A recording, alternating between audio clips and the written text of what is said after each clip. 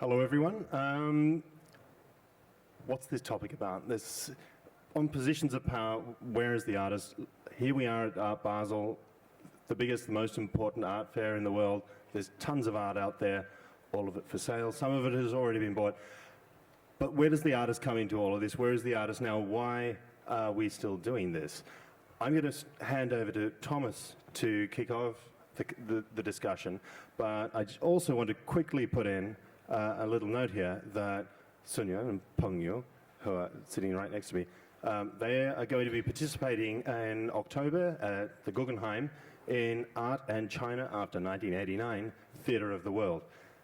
A little bit earlier than that, in April, Ashley Bickerton has a solo show opening at the Newport Street Gallery in London.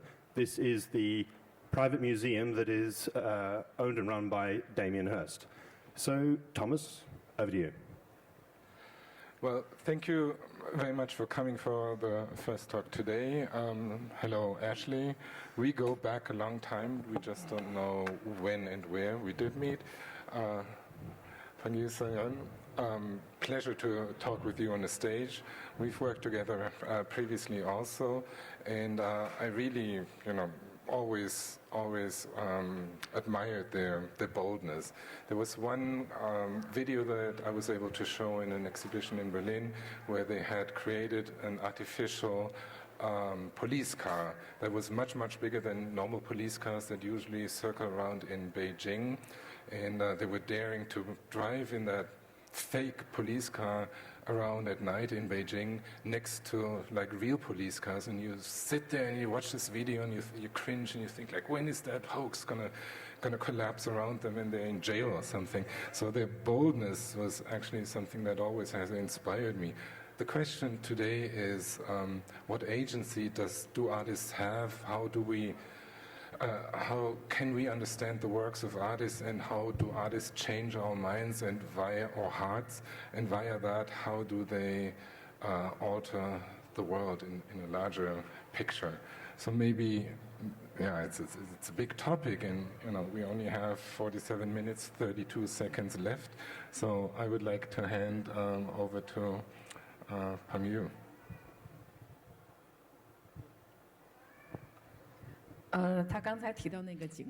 He was talking about this petrol car. That work was a plan that we did in Beijing. This police car was something that is made out of an SUV that we use in daily life and turn it into a police car. Every night we drove that car onto the street. We were not able to buy a police uniform because Chinese regulation says that if a police drives a police car, then he must be in his police uniform. Me and Sun Yan just sit in the car and we did not have any uniform. And we were driving every evening this larger-than-life police car on the highways of Beijing. This, for us, is a change because in our daily life we would not be noticing that there were so many police cars on the streets. And when we drove hours, on the streets, we discovered that in Beijing, on every junction, there was a police car, and our hearts were beating all the way up to our throats. Now, in Beijing, we actually drove this car for like a week, and then there was no problem, and then we took it to the gallery and showed it. Thomas previously asked a question. What is the power of art? I don't think art has any power. It only has the power to remain silent. When it needs to express, it needs to go through various resources and methodologies, some through politics, some through money. What does the artist use? I mean, it's my way. that's my way. That is my way of expressing myself and reaching my goal through art. All along, we have been thinking that whoever is sitting in a police car is powerful. You know, once you see a police car, you feel frightened despite that you have done nothing wrong. I am very, I very much hope that one day I could sit in the police car and people are afraid of me. So if I can make something that is very close to the real police car, then I think I am enjoying such privilege for a very little time, despite that it comes with a high risk, it is worthwhile. So I think everyone can try with their own way. In a couple of seconds or minutes, you may get satisfaction, and it's good. Could I just quickly jump in there? So at Art Basel, when you're wandering around, who are the police? Is it the gallerists, the collectors? How are you feeling? Are you relaxed walking around, or are you constantly expecting to be arrested? Well, I think this is a good question for Ashley, because when we were sort of pre-debating, he had some very nice things to say. Hello, testing. I'd like to think of myself as an artist of high moral viscosity, or amoral. One could look at art, if we're looking at power, one could look at it in two ways. On the extreme cynical side, art has really just been dehydrated down into trading chips for the oligarchical classes, and it's assigned value. According to an inside coven. And on the other hand, artists really just don't want to do anything that Nina Simone doesn't do. The best word I ever heard to describe art was transport. We want to transport somebody from one point to another. We want to be able to move people and color their lives the way that Tom Waits has done to my life, or Leonard Cohen. So somewhere between these two extremes, we operate most of the time.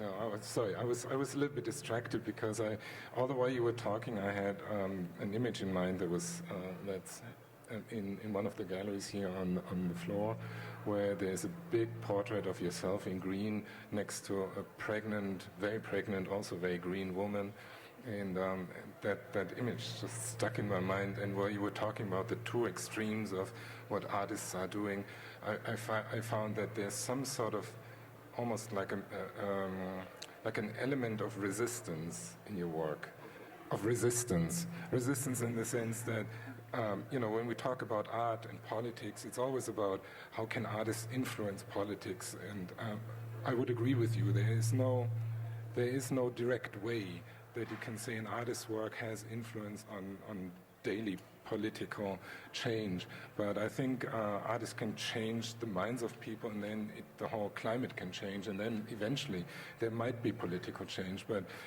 in between, there's a huge gap, and there's some things that might just be needed as retarding moments, at moments that kind of slow down certain processes. Well, I've always believed that what is the point in creating a new conceptual language if that language is only going to wallow in its own stew, if it's only going to be self-referential? The whole purpose of developing a new conceptual language is that that language is applied to the world at large. And I always felt like art really, a lot of art just limits itself, describing itself in its own context. And it has to be used to address a broader world. I mean, if you have a 3-day tryst on a Greek island, you want to be able to talk about it. If you suddenly saddled with an outrageous president like we are in the United States right now, you want to be able to talk about that. Art needs to turn itself outwards in that regard. So can you still be provocative? And what do you want to provoke? I think we just want to speak. Artists want to speak. They want to have a voice. They want to have a platform. I mean, we're all hams at heart. We're, vaudevillians. We want to be out there and we want to communicate. And I mean, if you don't want to communicate, you're not in the game. Sun Yuan and Peng, is this really what also, it's a central part of your work. Every single piece you make is sort of visually, conceptually different to the previous ones. There's always the consistency of humor and this sort of sensibility, but you want to communicate. Now, first of all, you're starting off by doing something that's really quite shocking, whether it's making a column made out of the fat extracted from thighs and so on in beauty operations, or having something that looks, the slide on the screen right now, the Guggenheim, something that looks like a squeegee robot mopping out blood. You were telling me before that actually it's just juice, but it looks like blood and it's meant to look like blood. So what is the purpose behind being provocative? What's its role in communicating with the public, communicating your ideas? And is it a two-way street?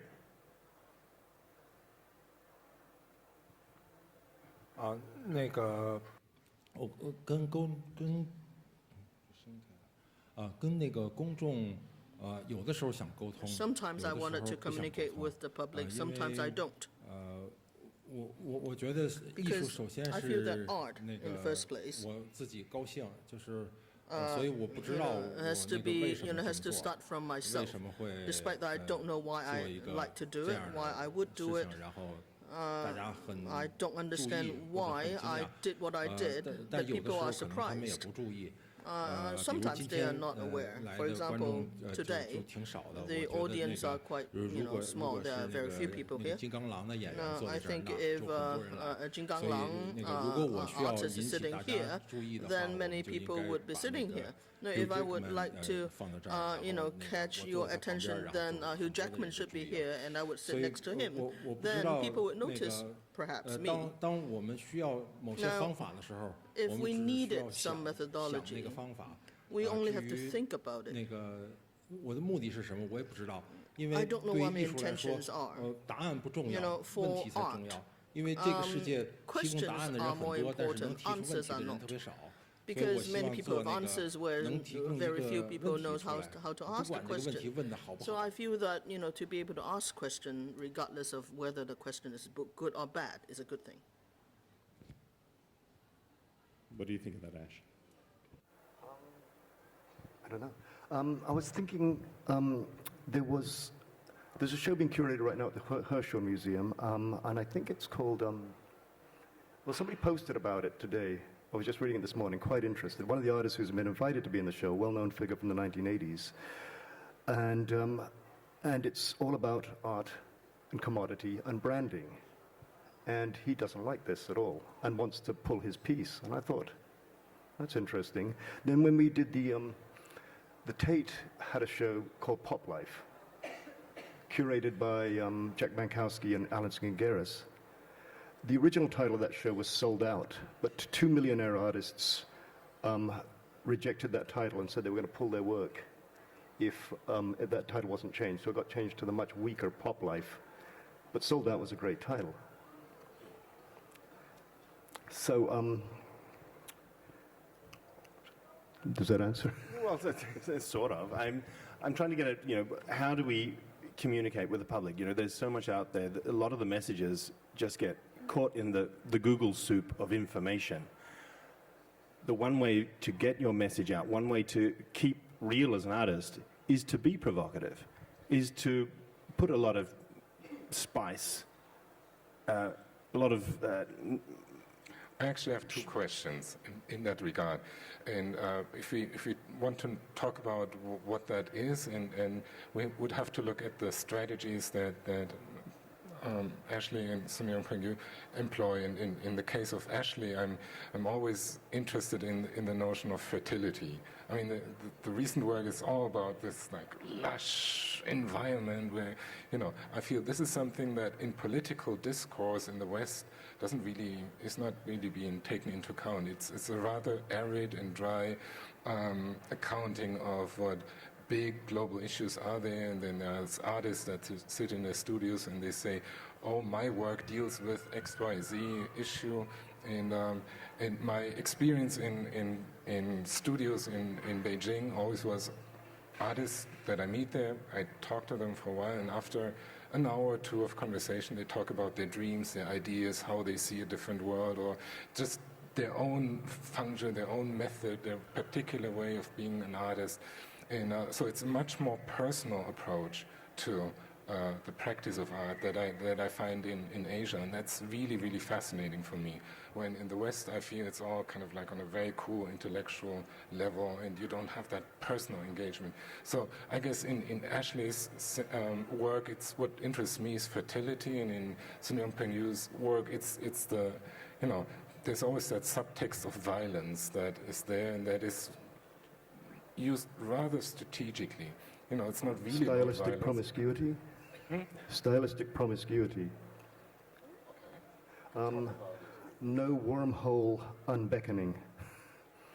Basically, I've chased down every stylistic cul-de-sac, and unlike what David Bowie reinventing himself in pop music in the late 60s, early 70s, there are just, when I graduated from art school, there were 40,000 students coming out of art schools in America alone, and that was in the 1980s. So now it's just exponentially much, much larger. And to get any traction, to get any voice, I feel that if you do change your identity and reinvent yourself, you're just lost, because there's so many people coming up, so many voices screaming to be heard, you know, trying to gain the platform. I mean, what we see here, there's hundreds of artists here, but that's the very creme de la creme. It's the very, very top. And behind that, there's, you know, literally thousands and thousands and thousands. So, I mean, sometimes an artist can gain that traction just by one brazen move, one huge brazen move, and they can ride on it for the rest of their bloody lives. But can you be a little bit more personal? That's what I actually wanted to entice you. Yeah, about, you know, what drives you when you make those works. And I find them crazy and crazy good. I listen, or I used to listen to a lot of music, and basically, you know, what Leonard Cohen has done for my life, colored certain chapters of it, I just want to do for other people. It's really that simple. You just want to affect people, make something of enormous beauty or poetry. And you're not doing part of it for yourself? You have to move your art as close as possible to your lifestyle choices, and not vice versa. Therefore, the ideal work is invented to entertain you. The best work I ever did in that regard was, I think one of the paintings there, a big woman's head. It had one day messing around with, you get to wear dirty clothes one day and clean clothes the next, and dirty clothes. And no one process lasts more than 3 days. So you know, there was a bit of clay modeling, some sloshing paint around, 3 days of Photoshop, working with the team. And so the act of making the object was broken up. You're not laboring.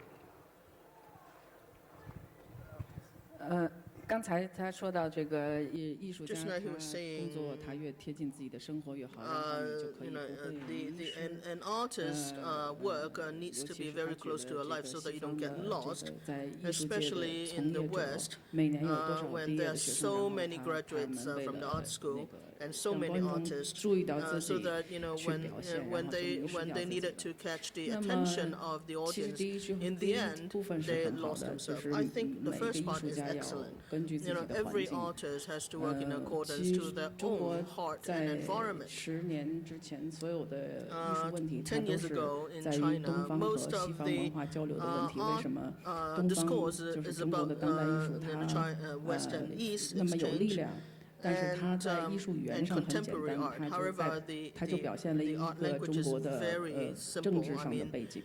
那么今天我认为我们跟孙岩的这个作品，它已经离开了这个中国的一些符号，它进入到一些语言上的东西。但是同时我们在中国生活，我们是很感谢整个中国的我们生活的背景，它就是具有一个给全世界带来冲击的一个力量。这个力量我觉得被我们抓住了。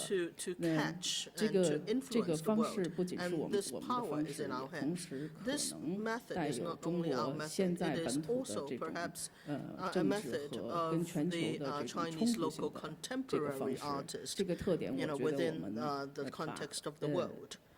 恰好跟中国的这个跟世界之间的关系放在了一起，所以很多观众会觉得，为什么我们的作品这么的具有挑衅性，或者是这么的有力量？可能这个环境给我们带来的这个东西是非常重要的。Perhaps this environment gives us the inspiration. Peng, you were talking about how an artist has to work close to their heart, close to their environment.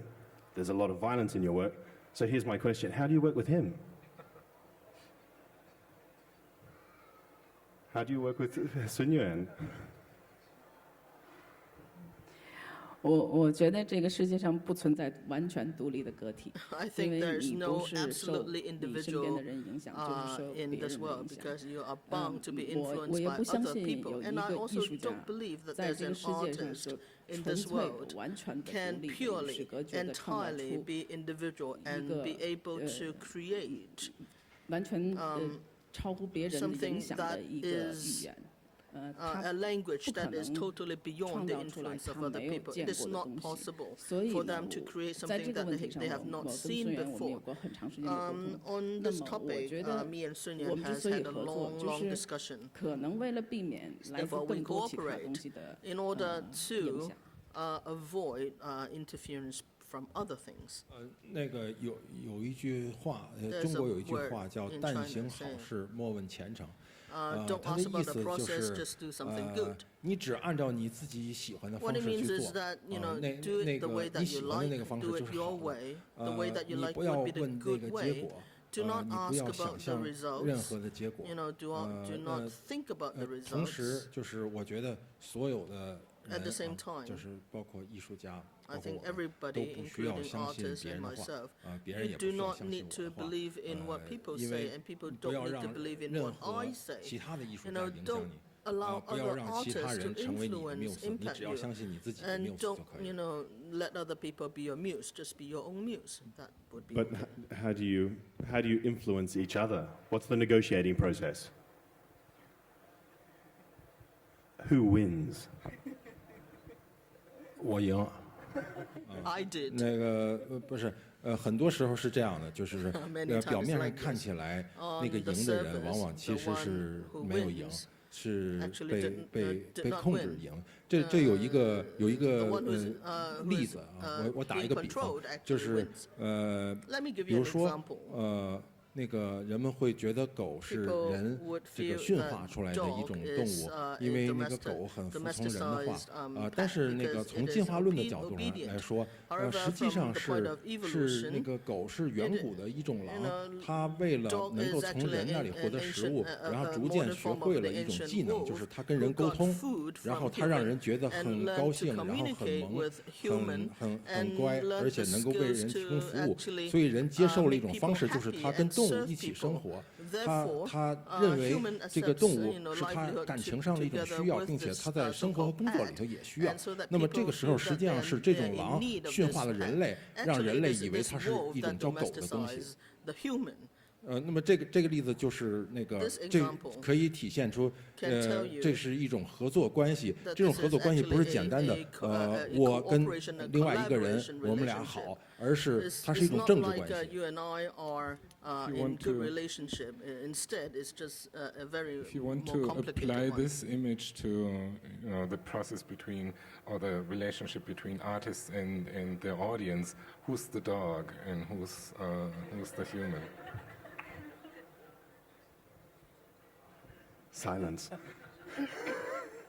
Have artists domesticated their masters? Are you the wolves that have become dogs, or the other way around?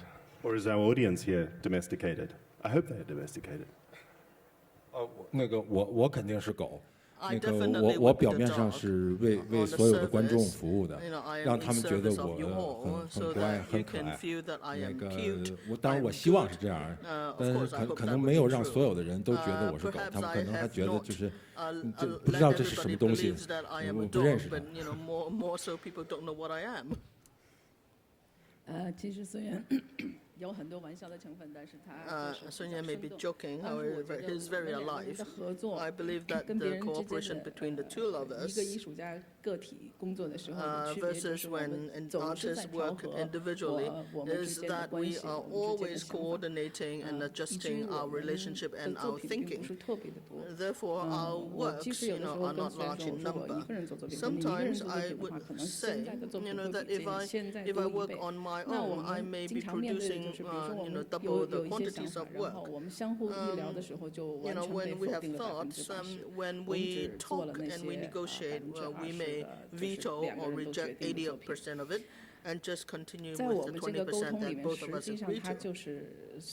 Now, in the course of communication, it is a relationship. This term relationship, carries a certain political sense with it. When we work with galleries and with museums and audiences, this so-called bilateral relationship, actually it is this term actually is a 关系. This term, relationship, is a Chinese term. It is a complicated concept. It also has a political sense, meaning A versus B, or maybe in terms of country, A versus country B. It also includes negotiation between the author, the artist, and the audience. I have a question there. As you described the art world system as, you're dealing with your various different audiences, my experience is this communication is mostly positive.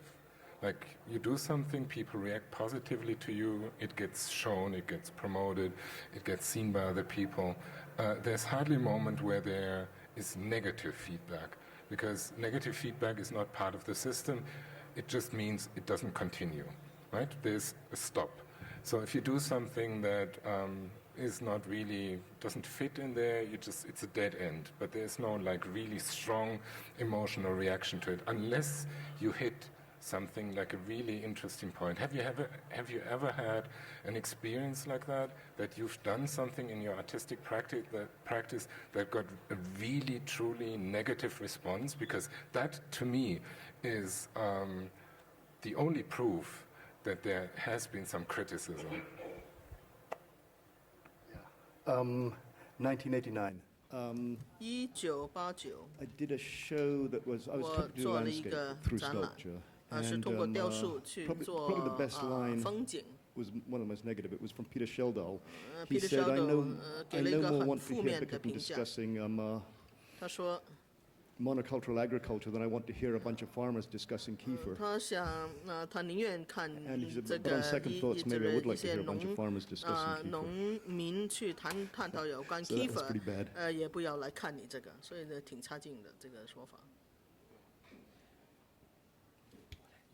You have something to share in that respect? 请问你还有没有什么愿意跟我们分享的？就是说挑起了在你的观众中挑起了一种可以说一种负面的这种东西，本身让你觉得非常就是说和你友善的这个观众突然变得就是憎恨你了，有没有这样的情况？我这个耳机里没有翻译了，我不知道他在问什么。I think something happened with the translation. I think something's happened with the. I mean, a lot of it is context. For example, the flap right now with Dana Schutz up at the Whitney is one. And then, on the other hand, you have an artist like Henry Taylor, who's been around he's a year older than I am, also a CalArts graduate. And it's taken how many years now for the art world to actually be able to focus? To pull a focus on his work, and suddenly all these forces come together, and suddenly there he is, and he's everywhere all of a sudden. And it's amazing how rapidly these things can all come together for an artist, but it took 30 years. But in a sense, now the only way, certainly in the liberal world that the art world occupies, in many respects, the only way to be really provocative is actually to be antisocial. The only things that really upset us now, or at least where you can get swamped on social media is, you come out with a sexist statement, a homophobic statement, a racist statement. It's hard for an artist to actually do something that really upsets the apple cart. Everything goes, everything's accepted, and everything can be monetized. Intentionally or not? That doesn't matter. Yeah, that's irrelevant. No, the question is, does the system have a crack? And where could artists work on that crack?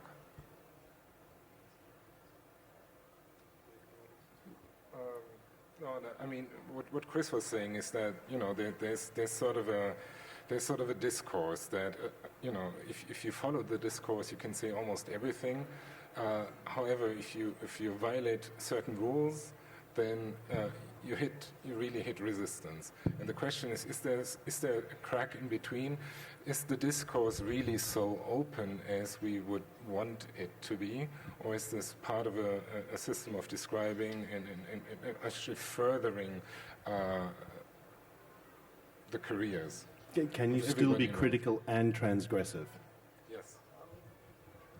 Let's go back to Dana Schutz of the Whitney. I mean, in the last several days, I've done more reading about the American Civil Rights Movement than I have in the last decade.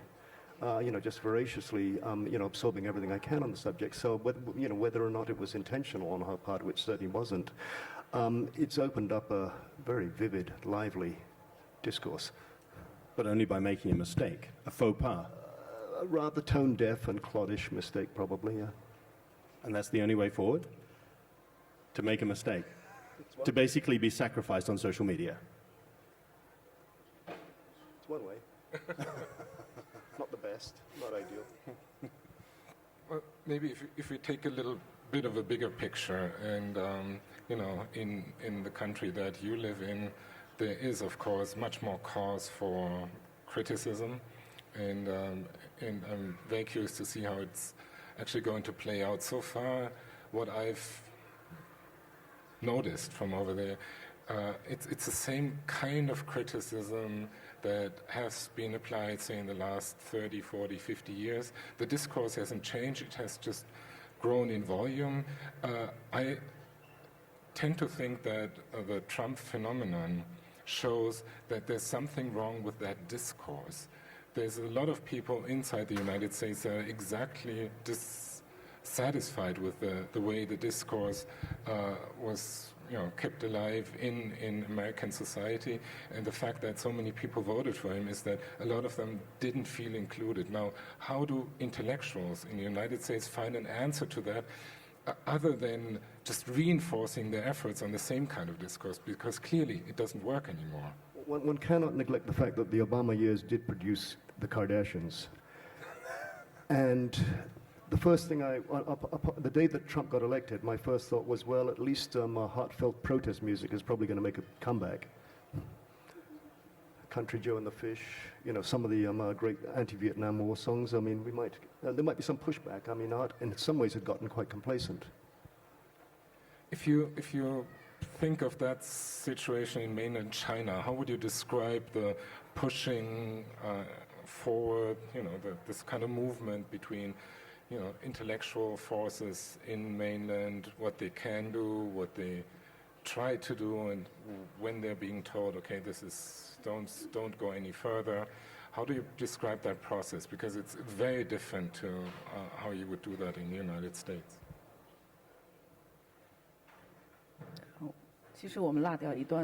I think we kind of lost a little bit of content due to interpretation. I think when we're talking about Trump, when he became president, we stayed we stayed behind the campaign headquarters of Hillary Clinton, and we just witnessed the American public, their reaction to it. So the next day I went to Guggenheim, and people were very, very upset the next day, and they couldn't discuss any of the proposals. And so everybody was really, really depressed, and lots of them were moved to tears. So for the intelligentsia, perhaps the American the American elite has shut down. It's no longer an era of globalization. For the Chinese, I think it is probably a difficult time for the Chinese economy. The current Xi government is also in a sort of a state of a shutdown because as Donald Trump will not really will give up interventionist approach to promoting democracy across the world. So the Chinese government is actually trying to shut itself out from the rest of the world and try to consolidate its hold on power. So what we see on the internet, on Weibo, so when I was in Beijing, I couldn't see Facebook. VPN doesn't work even. So I feel that this period of time, the whole world will just be trying to shut down. I think we cannot. It is probably even a Cold War version 2.0. It's not probably a regression, but it is kind of similar to Cold War. I don't know what will come out of this relationship. It's too early to tell. I don't quite understand what you were saying. I think it was too profound. For me, from an artist's perspective, it was pretty simple, pure and simple for me. If, in terms of political relations of a particular society, we try to march forward as when you go high, they go high. Yeah. For the individual artist, it is going to be, if you go low, I go high. So once you feel really depressed, I still remain content. Because I think we human beings, we need two modes. We can just go high regardless. You know, as long as other people go low, you always remain higher than the others. So basically you're telling me it's a good time for art. 我觉得艺术就是在任何时代都是很好时代，因为就是还是我刚才说那个，就是如果那个你大家都不能go high，你要想办法让别人go low。doesn't want to go high, you try to push them to go a bit lower. So that is probably the kind of feeling I have about the situation right now.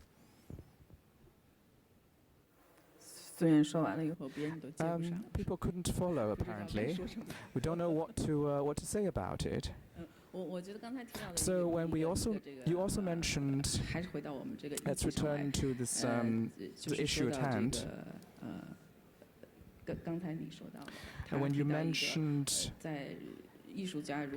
how the artist tried to move the audience and how to, for example, if we contrast saturated information on the internet, how does an artist try to stand out in such kind of overwhelming noise?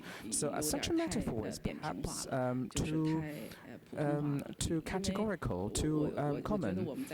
I think we have some pretty good artists amongst us right now. We don't have to game the system to game the public. We don't have to game the entire, the mass-produced media imagery. I don't think we have to compete against them to be seen by the audience.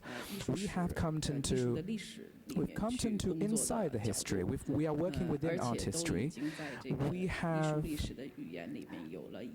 We have a very clearly defined position in the discourse of art history. Or, let's say, we have a clear orientation. So at this stage, the issues that we face is that we have to juggle a clearly defined symbol or symbolism. It is not a formal symbol. It is not formal.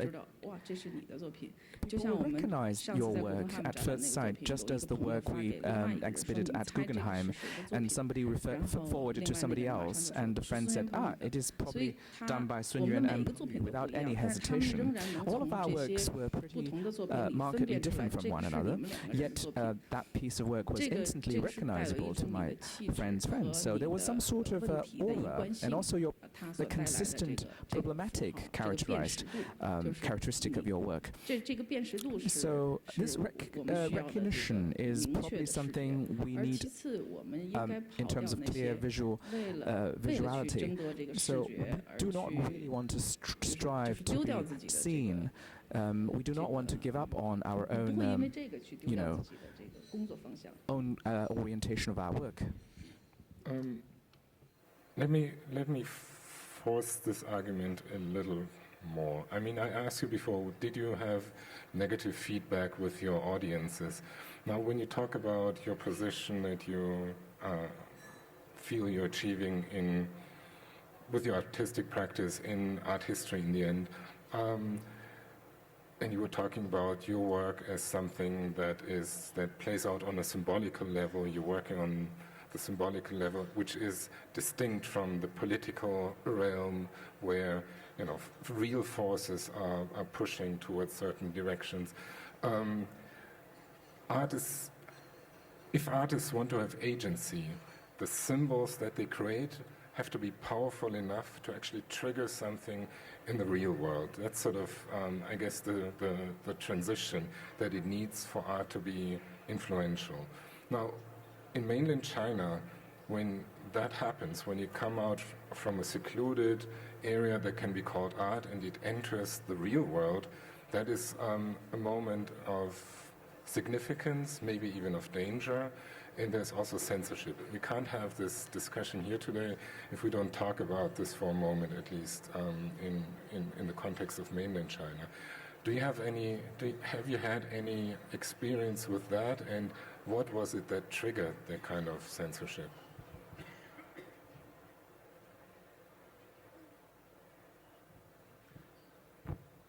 It is quite a sensitive question, and it's also a very concrete issue. I think a lot of things can act as triggers or aggression. So we can imagine, I can give you a very concrete example. It is not about art. It is when I was in high school one day, in the morning, weather was really horrendous. I sat in the classroom and I said, why the weather was so bad? Was it because somebody died? I actually uttered a name, who was the then head of state. 然后我的同学他没有听到我的前半句话，他只听到我的后半句。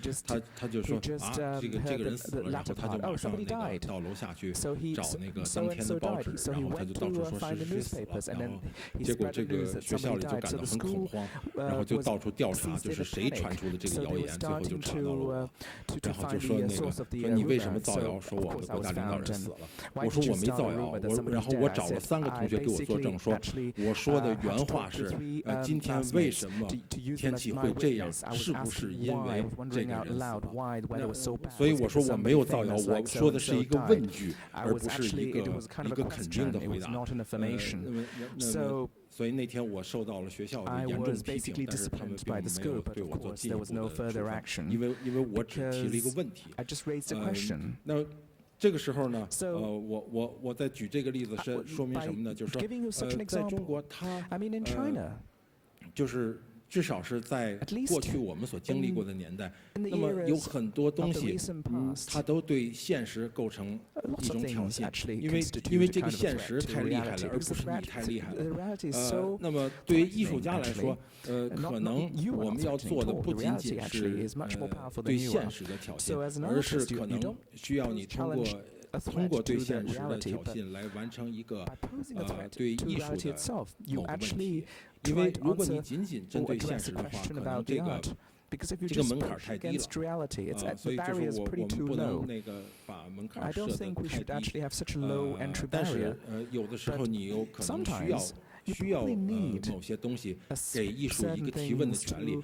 因为刚才托马斯说到这个关于负面的问题，就是什么问题对于一个艺术来说是最负面的？那就是观众他说。啊，你参加展览了吗？我没看到你的作品。那可能这个是相对来说最负面的。因为他或者说他看到了，但是他没有做任何评价，只是很客气的对你笑了一下，说祝贺你。那么这个时候，我认为他都是负面的。其他可能任何批评或者是讨论都不负面，都是很正面的。They're not negative at all. Any mentioning. The filmmaker Peter Greenaway once said that everything in life can be reduced to sex or death, and when challenged about what about money, he replied that falls under either one of the first two headings. There's a lot of sex in your paintings, Ash. Is sex still be a threat in the age of the Kardashians, whom you mentioned before? Is there still threat in your paintings, or is it all just... Threat? Yeah. A risk, a challenge.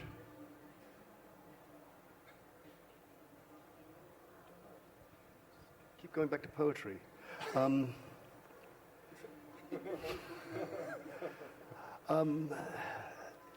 mean, sometimes, you know, some work works on you slowly. It creeps in, it sloshes around in your brain, it percolates. Robert Gober did this to me when I first saw it. It doesn't slap you in the head.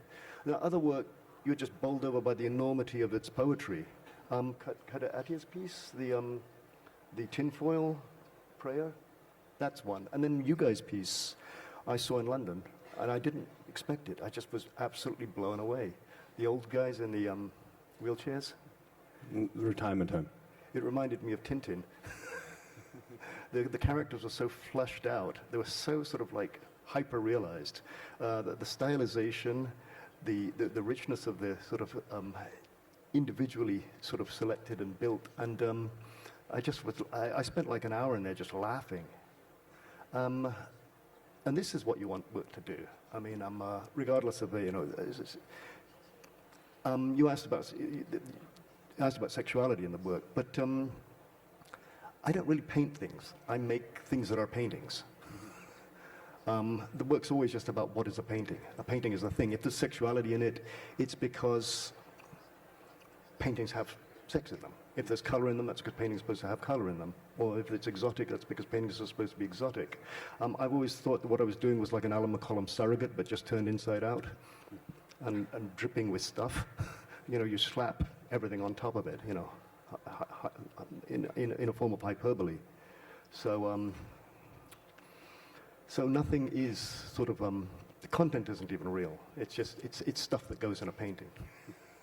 Stuff that, you know, traditionally. And, you know, people have asked me about, you know, gender in my work. I say, well, it's not about sex per se. It's about the theater of gender. So if, you know, if I depict a woman, it's, you know, it might be a real woman, it might not be. But it's the cultural theater, the vaudeville, if you will, of gender types. So nothing is real. That almost sounds like a last statement, and we have entered the phase of this conversation where it is about last statements. And maybe, I don't know, did we talk about these questions from the audience? If you have any, now would be the time. You've scared the audience off. I guess, yeah, I'm a scary guy. But maybe it's really about last statements. So, Sun Peng, if you think about yourself in your practice and you would want to define the essence of what you do and what agenda you feel you have or what impact you feel you have had on your audience, how would you describe that in just one sentence? What makes your work powerful?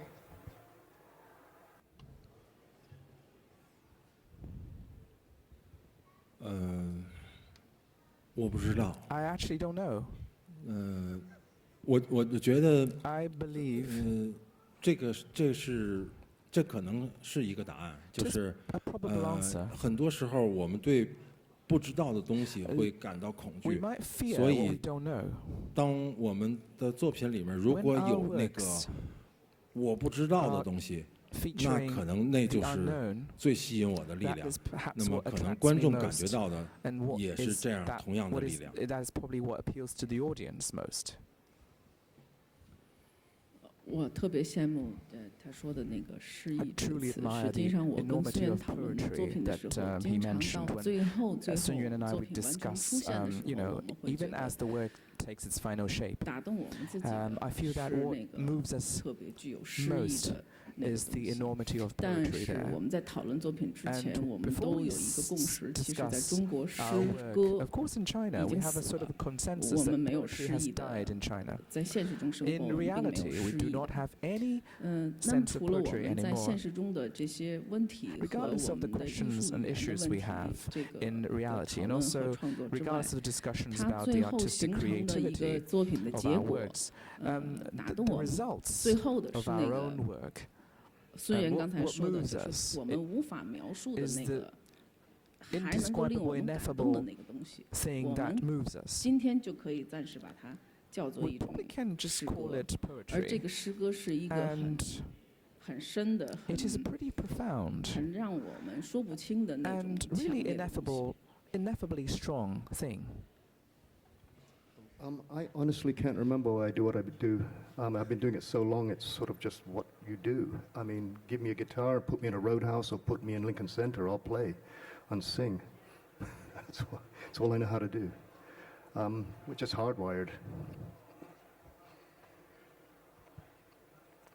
Well, thank you for your statements. You will notice that the artists here on the panel today, they're all personally very much engaged in their work, and I think that was our choice because we love them, we really respect them highly, and I think that's, to me, if I want to give some last statement myself, I've always believed that the only thing that can save the world is idiosyncrasy. Individual people doing something extraordinary that defies most of the rules and is a proposition for all of us to look at and to use that as a mirror, and then I hope we can all be moved. And I just finish up by urging everyone who's going to be in London in April to make sure you go along to the Newport Street Gallery show of Ashley. Anyone who saw Jeff Koons' show there last year will know that it's an amazing space, and they do really incredible solo shows, and that's what is coming to London with Ashley in April. So please go along. And of course, in October at the Guggenheim, with the participation of our friends here, Sun Yuan and Peng Yu. Thank you for coming along to Art Basel's salon today. Randian issue 5 is out. Please go out to the magazine section, get yourself a copy, get a subscription, and sign up for our Randian weekly newsletter on Weibo, Weixin, and on email. Thank you for coming, and thank you to our guests.